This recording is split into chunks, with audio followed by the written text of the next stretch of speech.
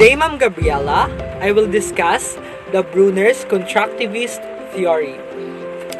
Jerome Brunner was one of the first proponents of constructivism.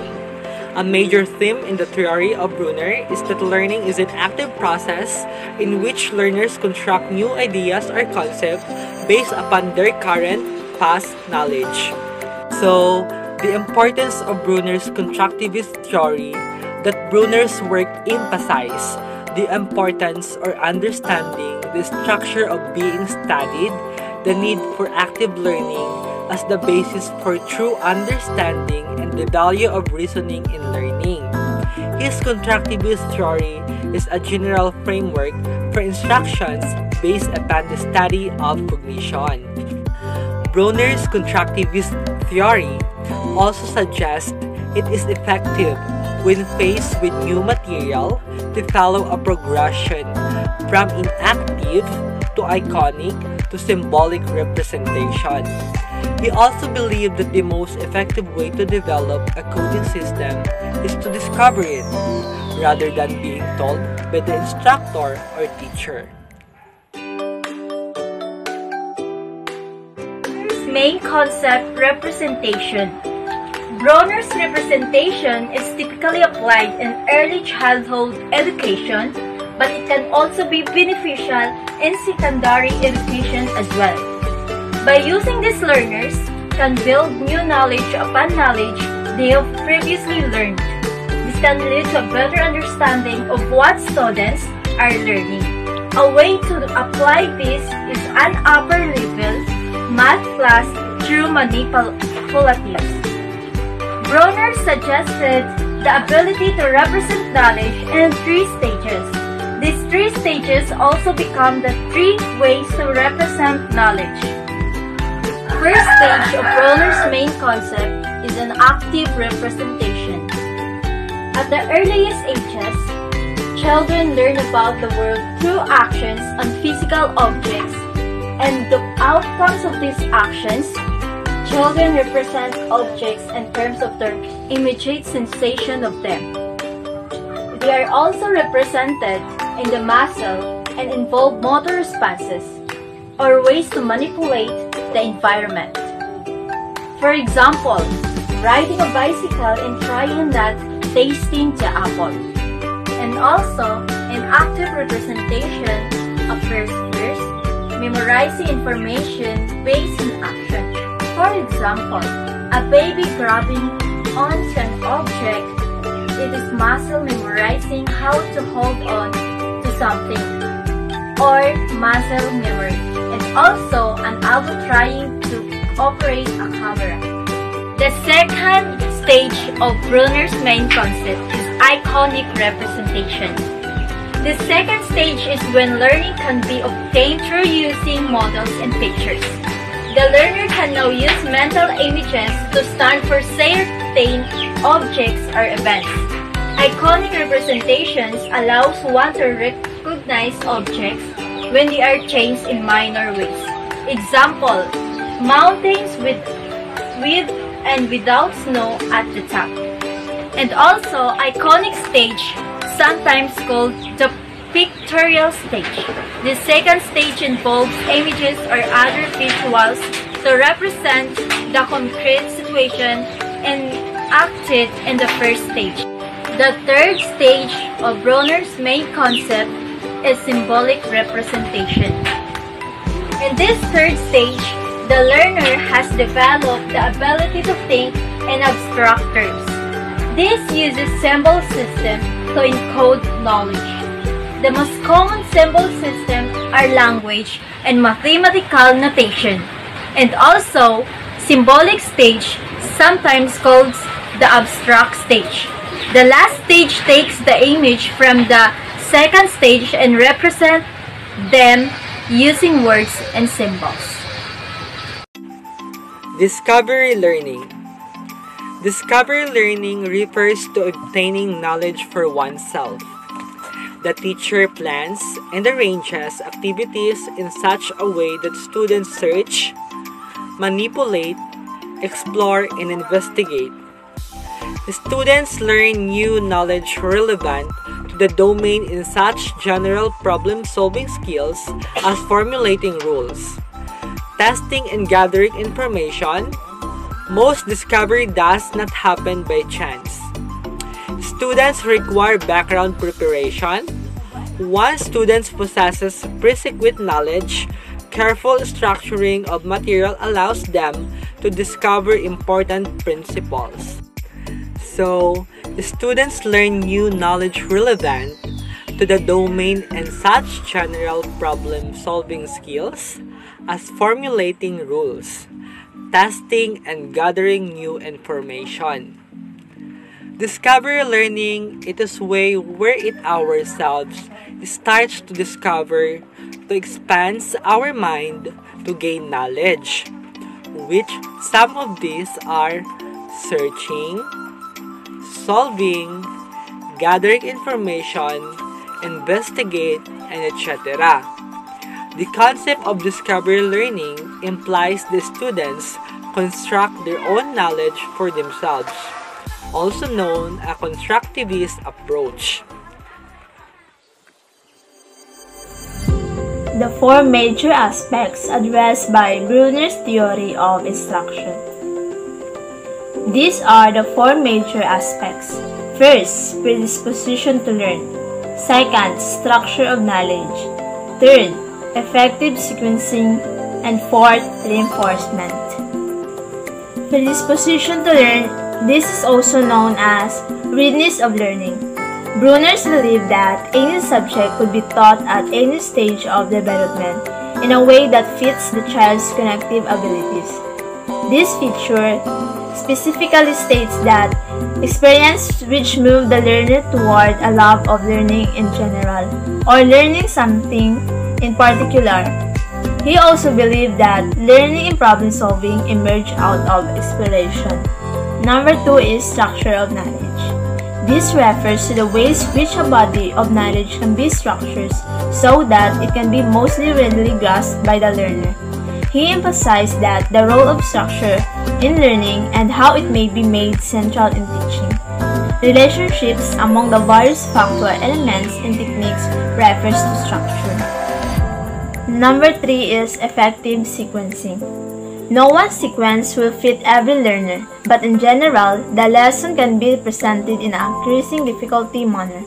Spiral curriculum refers to the idea of revisiting the basic ideas over and over. Building upon it can be elaborating to the appropriate level to reach full understanding and mastery. Last but not the least is reinforcement. Reward and punishment should be selected and paced appropriately based on the type of learner. Bruner did not like external competitive goals such as grades or class ranking. With this, he felt that ideally, interest in the subject matter is the base stimulus for learning. There are several kinds of categories. First, identity categories. Number 2, equivalent categories. And number 3, coding system. And now, let's proceed to identity categories. Identity categories talks about how a person's different identity might create sameness as well as uniqueness. And its characteristics is gender, ethnicity, race, religion, socioeconomic status, language, marital or relationship status, and parent or childless. Number 2, equivalent categories. Equivalent categories, if a category is used equivalent to the opposite or dual of another category, then one speaks of duality of categories and says that the two categories are dually equivalent. An equivalent of categories consists of a functor between the involved categories which is required to have inverse functor. And lastly, coding system. Coding system is a system of signals used to represent letters or numbers when transmitting messages. Coding system is used for transmitting messages requiring brevity or secrecy. And coding system is used for communicating with computers. People use coding to give computers and other machines instructions on what actions to perform. Characteristics of constructivism. According to Egan and Cauchy, There are 4 characteristics of constructivism. The first characteristic of constructivism is learners construct understanding, meaning by making sense of their experiences and creating their own ideas into reality. The learner must first recognize that his or her current knowledge is insufficient to explain an experience. The second characteristic of constructivism is new understanding depends on current understanding, which means background and information is very important. The third characteristic of constructivism is learning is facilitated by social interaction. Learning communities help learners take responsibility for their own learning. Teachers play as a facilitator rather than an expert one. And the last characteristics of constructivism is meaningful learning occurs within authentic learning tasks. Involve learning activity that involves constructing knowledge and understanding needed when applied in the real world. Cognitive processes. 2 views of constructivism: the individual constructivism and social constructivism. Individual constructivism, this is also called constructivism. It emphasizes individual internal construction of knowledge. It is largely based on Piaget's theory. Proponents of this type choose child-centered and discovery learning. They believe the learners should be allowed to discover principles through their own exploration, rather than direct instruction by the teacher. And the social constructivism, this view emphasizes that knowledge exists in a social context and is initially shared with others instead of being represented solely in the mind of an individual. It is based on Vygotski's theory. Here, constructions of knowledge is shared by 2 or more people. According to social constructivism, the opportunity to interact and share among learners help to shape and define their ideas. Knowledge construction becomes social, not individual. Good day everyone! Today I will discuss is all about organization knowledge. What is organization knowledge? Organization knowledge is the specific knowledge of the organization coming either from its collective experience or from the individual experience of person. This is the type of organization knowledge. Concept. A concept is a way of grouping or categorize objects or events in our mind. A concept of teach include a group of tasks such as a model, discuss, illustrate, explain, assist, and etc. Number 2 is concept as a future list. Learning a concept moves learning specific future that characterize position intents of the concept include are the defined future and combinational future. Number 3, a defining future. It is a characteristic of present in all intents. Example, a triangle has 3 sides. Having 3 sides is a defining of a triangle because all triangles shall have 3 sides. If one doesn't, then it is not a triangle. Number 4 is correlational features. It is the present in my position, intense but not essential for concept membership. For example, as a mother is loving, being loving is a future commonly present in the concept mother, but a mother may not be loving. It is only a correlational feature, not a definition. Number 5, concept of prototypes.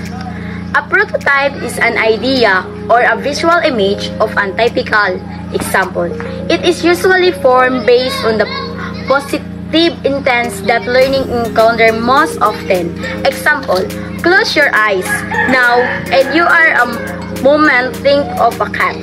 Picture in a mind when it a look like. You probably truth of an image of an common cat we see, rather than the sole rate breed or species.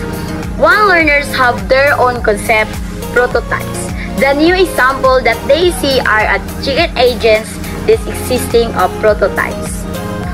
In the last is concept as exclamers or exprimers. It is represent as a variety of example.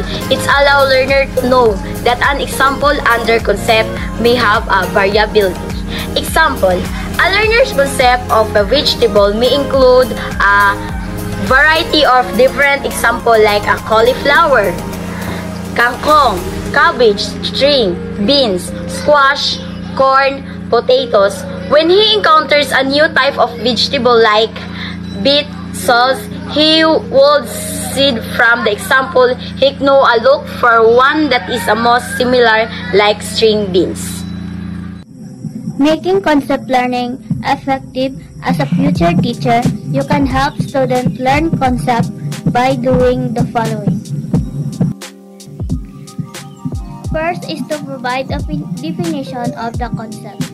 So we need first to provide a clear definition to the students so that they can understand. Second, make sure the defining features very concrete and prominent. So make sure that you are defining a very concrete and prominent so that children can easily understand what are you talking about. Third, give negative instances. So sometimes you will need to give instances to the children so that you will know if they are listening. Because if they are listening, they can say the right instances. Last is 4-point how concepts can be related to each other. So the last is how concept related to each other is process of receiving knowledge is evidenced by positive or negative. What is schema and script? Schema is a cognitive framework for a subject or an event. Schemas are dynamic and change based on experience and new information. For example, gender schema. Women do chores and men go to work. A girl meets a businesswoman and adjusts her schema so that women can stay at home and do chores or go to work. And what is script? Script is the sequence of expected action for a particular situation. Example, when father returns home drunk, my mother gets annoyed and children hide. That's his first example. Second example is, when you go to the grocery store, you park your car, grab a cart or basket, go through the aisles to pick up items, and then go check out. Applying constructivism in facilitating learning. First, aim to make learners understand the few ideas in an in-depth manner rather than taking up. Second, give varied examples. Third, provides opportunities for experimentation. Fourth, provide lots of opportunities for quality interaction. Fifth, have lots of hands-on activities. Sixth, relate your topic to real-life situations. 7. Do not depend on the explanation method all the time. Specifically, constructivism is even a theory of facilitating learning where we as teachers do not have many methods applied for our class. Constructivism because students will construct meaning out of the prior knowledge. Based on the experience of learners, they can construct a meaning.